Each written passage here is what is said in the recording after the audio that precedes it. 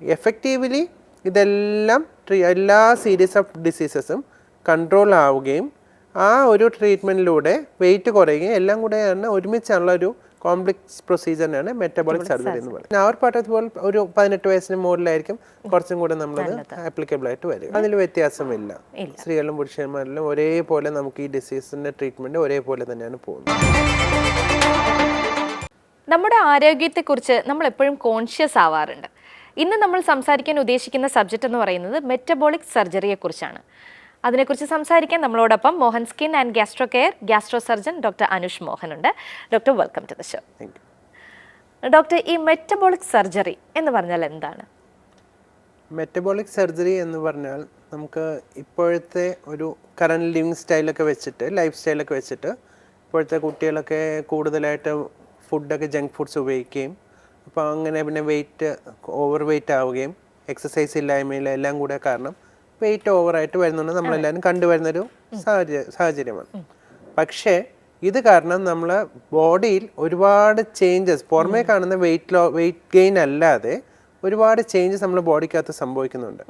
അതായത് ആദ്യകാലങ്ങളിൽ ഇത് വെയിറ്റ് ഒക്കെ കൂടി നമുക്ക് കുറച്ചും കൂടി കഴിയുമ്പോൾ നമുക്ക് ബി പി കൂടിയൊരവസ്ഥയും ഷുഗർ കൂടുന്ന ഒരവസ്ഥയും ഡയബറ്റീസ് വരികയും കുറച്ചും കൂടെ വെയിറ്റ് കൂടുമ്പോഴത്തേക്കും കിടക്കുമ്പോൾ തന്നെ ശ്വാസം മുട്ടുന്ന ഒരു അവസ്ഥയാണ് ഒബ്സ്ട്രക്റ്റീവ് സ്ലീപ്പ് അപ്നിയ എന്ന് പറയും. കുറച്ച് നടക്കുമ്പോൾ തന്നെ ശ്വാസം മുട്ട് വരിക.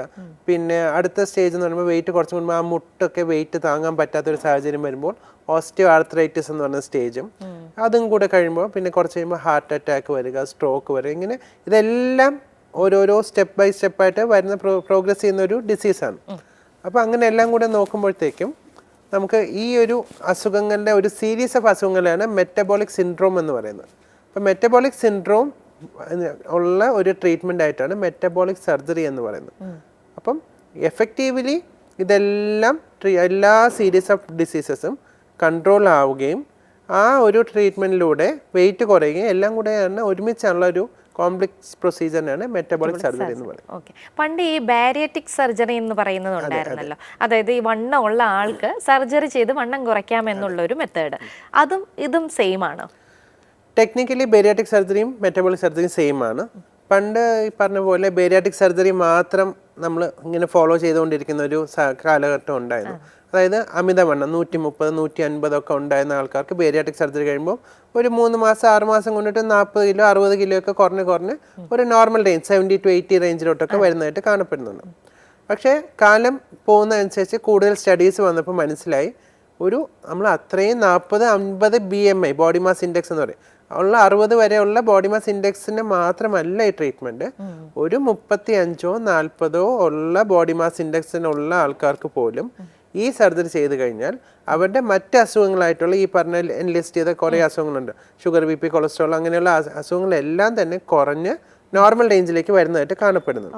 അപ്പം അങ്ങനെ വരുമ്പം ഈ ഉള്ള അസുഖങ്ങളുടെ എല്ലാം ലൈഫ് സ്റ്റൈൽ ഹാബിറ്റ്സ് ഒരു അത്രയും നമ്മളെ ഒരു കോൺസിക്വൻസസ് കാരണം വന്ന പ്രോബ്ലംസ് എല്ലാം തന്നെ ഒരു ഒറ്റ സ്റ്റെപ്പിൽ ട്രീറ്റ്മെന്റ് ചെയ്ത് നോർമൽ റേഞ്ചിലേക്ക് കൊണ്ടുവരാൻ പറ്റുന്നുണ്ട്.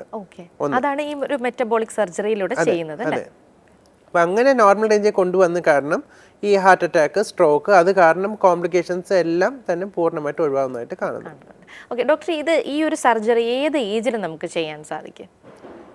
നമ്മൾ വെസ്റ്റേൺ വേൾഡിലൊക്കെ നമ്മളുടെ ഇവിടത്തെക്കാളും സിറ്റുവേഷൻ കുറെ കൂടെ മോശമാണ്. അതായത് 10-15 വയസ്സ് തൊട്ടേ കുട്ടികൾ അത്രയും ഓവർ വെയിറ്റ് ആണ്. അപ്പോൾ അവിടെയൊക്കെ എന്ന് പറഞ്ഞാൽ ഗൈഡ് ലൈൻസ് എന്ന് പറയുന്നത് കുറേ കൂടെ ചെറുപ്പത്തിലേ നമുക്ക് ചെയ്യുന്നുണ്ട്. പക്ഷെ നമുക്ക് അവർ പാട്ടതുപോലെ ഒരു 18 വയസ്സിന് മുകളിലായിരിക്കും കുറച്ചും കൂടെ നമ്മളത് ആപ്ലിക്കബിൾ ആയിട്ട് വരുന്നത്. കാരണം അവരുടെ ഗ്രോത്തിനെ ഇത് ബാധിക്കില്ല ഡോക്ടറെ? ഗ്രോത്തിനെ തീർച്ചയായിട്ടും ബാധിക്കും. കാരണം കുഞ്ഞുനാളിലെ അവർക്കൊക്കെ ഡയബറ്റീസും കൊളസ്ട്രോളും ഒക്കെ വരുമ്പോഴത്തേക്കും ഗ്രോത്തിനെയൊക്കെ നല്ല രീതിയിൽ അത് ദോഷമായിട്ട് ബാധിക്കും. അപ്പോൾ ഒരു 18 വയസ്സ് കഴിഞ്ഞിട്ടായിരിക്കും നമുക്ക് ഈ ഒരു സർജറിയിലേക്ക് പോകാൻ സാധിക്കുന്നത് അല്ലേ? ഇതിപ്പം സ്ത്രീകളിലും പുരുഷന്മാരിലും എന്തെങ്കിലും വ്യത്യാസമുണ്ടോ ചെയ്യുന്നത്? അതിൽ വ്യത്യാസമില്ല. സ്ത്രീകളിലും പുരുഷന്മാരിലും ഒരേപോലെ നമുക്ക് ഈ ഡിസീസിന്റെ ട്രീറ്റ്മെന്റ് ഒരേപോലെ തന്നെയാണ് പോകുന്നത്. ഓക്കെ ഡോക്ടർ, ഇപ്പോൾ ഈ ഒരു സർജറി കഴിഞ്ഞാൽ നമുക്ക് റിക്കവറി എത്ര ദിവസമായിരിക്കും വരുന്നത്? ചെയ്യുന്ന സർജറി എല്ലാം തന്നെ കീ ഹോൾ സർജറിയാണ്. പല ടൈപ്പ് സർജറികളുണ്ട്. അതായത് സ്ലീവ് ഗ്യാസ്ട്രക്ടമി എന്ന് പറയും, mini gastric bypass, Roux en Y gastric bypass, അങ്ങനെ പല പല ടൈപ്പ് സർജറി. അതായത് എത്ര വെയിറ്റ് കൂടുതലാണ് അതനുസരിച്ചായിരിക്കും നമ്മൾ ഓരോരോ ട്രീറ്റ്മെൻറ്റ്, ഓരോ പേഷ്യൻറ്റിനും ഓരോ ടെക്നിക്കായിരിക്കും നമ്മൾ ഫോളോ ചെയ്യുന്നത്. അപ്പോൾ ഒരാൾക്ക് ഇന്ന പ്രൊസീജിയർ ആയിരിക്കും നമ്മളത് കാറ്റഗറൈസ് ചെയ്ത് വരുന്നത്. അപ്പോൾ ഏത് സർജറി ചെയ്യുന്നു അതനുസരിച്ചായിരിക്കും നമ്മൾ അവരുടെ വെയിറ്റ് ലോസ് കാണുന്നത്. അപ്പോൾ റിക്കവറി എന്ന് പറഞ്ഞു കഴിഞ്ഞാൽ നമ്മൾ ഇതെല്ലാം തന്നെ കീ ഹോളിലാണ് ചെയ്യുന്നത്. കീ ഹോളോ റോബോട്ടിക് സർജറിയിലൂടെയാണ് ചെയ്യുന്നത്. അപ്പോൾ ആ അകത്ത് ചെയ്യുന്ന കാര്യങ്ങൾ വലുതാണെങ്കിലും പുറമേ ഉള്ള മുറിവുകൾ വളരെ ചെറുതായിരിക്കും. അപ്പോൾ അതുകൊണ്ട് റിക്കവറി ചാൻസസ് ഒരു 3 to 5 ഡേയ്സിൽ തന്നെ അവർക്ക് ഡിസ്ചാർജ് ആയി വീട്ടിൽ പോകാനും ഒരു 10 ദിവസം കഴിഞ്ഞാൽ ജോലിക്കൊക്കെ പോകാനും ഒക്കെ പറ്റുന്നത്. ഇത് കഴിഞ്ഞിട്ട് ഇതിനെ എങ്ങനെയാണ് നമ്മൾ മെയിൻറ്റെയിൻ ചെയ്യേണ്ടത്? വീണ്ടും ഈ ഫുഡും ഇതൊക്കെ ലൈഫ് സ്റ്റൈൽ വീണ്ടും നമ്മൾ പഴയതുപോലെ ആയി കഴിഞ്ഞാൽ ഇത് ഈ സർജറിക്ക് സസെപ്റ്റബിൾ ആവുന്ന ആൾക്കാർ വളരെയധികം മോട്ടിവേറ്റഡ് ആയിരിക്കണം എന്നുള്ള കാര്യം വളരെ ഇമ്പോർട്ടൻ്റ് ആണ്. അതായത് അവരുടെ പൂർണ്ണ സഹകരണം ഉണ്ട്. കാരണം ഈ സ്ലീവ് ഗാസ്ട്രക്ടമി എന്ന് പറയുന്നത് നമ്മൾ സ്റ്റൊമക്കിൻ്റെ സൈസ്, സ്റ്റൊമക്കങ്ങ് കട്ട് ചെയ്ത് കളഞ്ഞ് സ്റ്റൊമക്കിൻ്റെ സൈസ് ചെറുതാക്കുന്നതാണ്. അവർ പിന്നെയും പഴയതുപോലെ കഴിക്കാൻ നമ്മളുമായിട്ട് കോപ്പറേറ്റ് ചെയ്യാതെ നമ്മളെ കൗൺസിലിങ്ങും നമ്മളെ അഡ്വൈസസും ഒന്നും ഫോളോ ചെയ്യുന്നില്ല എന്നുണ്ടെങ്കിൽ പിന്നെയും വെയിറ്റ് ഗെയിൻ വരാം. അപ്പം അതിന് നമ്മൾ പൂർണ്ണമായിട്ട് അവരുടെ കോപ്പറേഷൻ വേണം. പിന്നെ നമ്മൾ സ്ട്രിക്റ്റ് ഡയറ്റ് നമുക്ക് അവരുടെ അടുത്ത് പറയേണ്ടി വരും.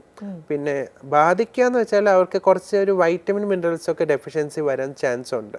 അപ്പോൾ അതിന് വേണ്ടിയിട്ട് നമ്മൾ വൈറ്റമിൻ മിനറൽസിന് സിറപ്പ് നമ്മൾ കൊടുക്കാറുണ്ട്. സപ്ലിമെന്റ്സ് ആയിട്ട് കൊടുക്കും. പിന്നെ ഈ ഒരു സർജറി കഴിഞ്ഞാൽ പിന്നെ നമുക്ക് വേറെ എക്സസൈസ്, യോഗ അല്ലെങ്കിൽ ജിമ്മ് ഇങ്ങനെയൊക്കെയുള്ള എന്തെങ്കിലുമൊക്കെ ആക്ടിവിറ്റീസിലോട്ട് ചെയ്യുന്നതിനൊന്നും വേറെ ഒരു റെസ്ട്രിക്ഷനും ഒന്നും പിന്നീട് പറയത്തില്ല. ഇല്ല ഡോക്ടർ, ഇപ്പം ഞാൻ ചോദിച്ചതുപോലെ തന്നെ ഇപ്പോൾ വീണ്ടും ലൈഫ് സ്റ്റൈൽ മാറുകയാണ് എന്നുണ്ടെങ്കിൽ നമുക്ക് വീണ്ടും ഈ ഒരു സർജറി ചെയ്താൽ നമ്മുടെ ബോഡിക്ക് എന്തെങ്കിലുമൊക്കെ വ്യത്യാസങ്ങൾ വരുമോ അല്ലെങ്കിൽ എന്തെങ്കിലും പ്രശ്നങ്ങൾ ഉണ്ടാവുമോ?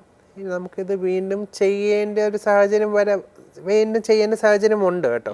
സ്ലീവ് ഗാസ്ട്രക്ടമി ചെയ്ത് കഴിഞ്ഞാൽ പിന്നെയും ചില ആൾക്കാർ കഴിച്ചിട്ട് വെയിറ്റ് ഗെയിൻ വന്നു കഴിഞ്ഞാൽ നമ്മളത് വീണ്ടും അടുത്ത സ്റ്റെപ്പിലേക്ക് പോകും. അപ്പം അങ്ങനെ ഒരു ഓപ്ഷൻ ഉണ്ട്. ഒരിക്കൽ നമ്മൾ റിക്കവറി കിട്ടി കഴിഞ്ഞിട്ട് പിന്നെ അത് പഴയതിലേക്ക് പോയി കഴിഞ്ഞാൽ അടുത്ത പിന്നെയും ചെയ്യേണ്ടി വന്നേക്കും. ഓക്കെ, കാരണം മടി ഉള്ള ആൾക്കാരായിരിക്കുമല്ലോ ഈ എക്സസൈസ്. എനിക്ക് തോന്നുന്നു കുറെ എക്സസൈസും അല്ലെങ്കിൽ നമ്മുടെ ഈ ലൈഫ് സ്റ്റൈലൊക്കെ ഒന്ന് ശരിയാക്കി കുറച്ചൊന്ന് ബുദ്ധിമുട്ടാൻ മടിയുള്ള ആൾക്കാരായിരിക്കും ഈ ഒരു മെറ്റബോളിക് സർജറിയിലേക്കൊക്കെ പോകുന്നത്. അങ്ങനെ മാത്രം പറയാൻ പറ്റില്ല. കാരണം ചില ആൾക്കാരുണ്ട് അവരെ കൊണ്ട് ആവുന്ന മാക്സിമം നോക്കിയിട്ടും അത് കുറെ കൂടെ ജനറ്റിക്കും കൂടെ ഒരു കമ്പോണന്റ് ഉണ്ട്. ഫാമിലിയിലെ എല്ലാവർക്കും അമിതവണ്ണം കാണും. അപ്പോൾ അവരൊക്കെ എത്രയൊക്കെ എക്സേർട്ട് ചെയ്തല്ലോ, അപ്പോൾ അത് gene is a very important ഒരു ഘടകമായിട്ട് വരും. അപ്പോൾ ആ ഒരു സിറ്റുവേഷനിൽ നമ്മൾ മടിയെ മാത്രം നമുക്ക് കുറ്റം പറയാൻ പറ്റില്ല. ഓക്കെ, അപ്പോൾ മടിയന്മാർക്ക് മാത്രമല്ല കേട്ടോ ഞാൻ അത് പറഞ്ഞത് വേറൊന്നും കൊണ്ടല്ല. നമ്മൾ ഒത്തിരിയും ഇങ്ങനെ ലൈഫ് സ്റ്റൈൽ നോക്കാതെ പോകുന്ന ആൾക്കാർ ഒത്തിരി പേരുണ്ട്.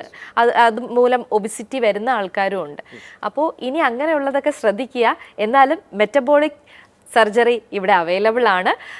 ഡോക്ടറിൻ്റെ അടുത്ത് തന്നെ നമുക്ക് കൺസൾട്ടിങ് ചെയ്യുകയും ചെയ്യാം. അപ്പോൾ ഇനി മറ്റൊരു എപ്പിസോഡിൽ അടുത്തൊരു കണ്ടന്റുമായിട്ട് വീണ്ടും എത്താം. Thank you doctor.